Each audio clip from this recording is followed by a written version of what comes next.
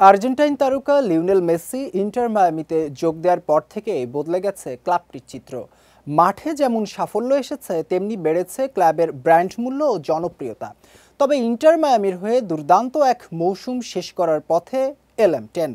ডিসেম্বরেই শেষ হতে যাচ্ছে যুক্তরাষ্ট্রের মৌসুম, ফলে মার্চ পর্যন্ত মাঠে নামার সুযোগ নেই এই আর্জেন্টাইন সুপারস্টারের।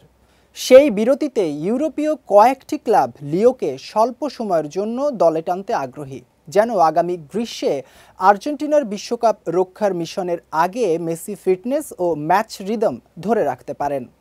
আর এই সুযোগকেই কাজে লাগাতে চাচ্ছে তুরস্কের ক্লাব গালাতাসারাই। আগামী দলবদল মৌসুমে মেসিকে স্বল্পমেয়াদী লোনে দলে ভেড়ানোর চেষ্টা করছে ক্লাবটি। স্প্যানিশ দৈনিক মুন্ডো দেপোর্তিভোর বরাত দিয়ে তুর্কি সংবাদ মাধ্যম ফটোম্যাক জানিয়েছে, গালাতাসারাই ইতোমধ্যেই বিষয়টি নিয়ে পরিকল্পনা শুরু করেছে। এদিকে গালাতাসারাইয়ের আকাঙ্ক্ষা যে অমূলক নয় তা প্রমাণ করেছে সাম্প্রতিক ট্রান্সফার উইন্ডো। ইউরোপের শীর্ষ ক্লাবগুলোর সঙ্গে পাল্লা দিয়ে তারা দলে টেনেছে ভিক্টর ওসিমেন, লিরয় সানে ও ইলকাই গুন্দোগানকে। এখন যদি মেসিকে যুক্ত করা যায়, সেটি হবে ক্লাবটির ইতিহাসের অন্যতম বড় অর্জন। কারণ লিওনেল মেসির মতো ফুটবল তারকাকে আবারও চ্যাম্পিয়ন্স লিগে দেখতে পারাটা অনেক বড় ব্যাপার।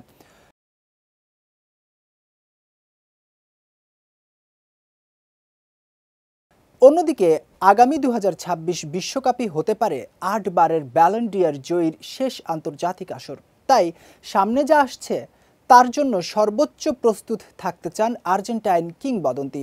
এখন কেবল সময়ই বলে দেবে মায়ামি থেকে ইস্তাম্বুল পর্যন্ত এই শীতকালীন সফর বাস্তব হবে কিনা।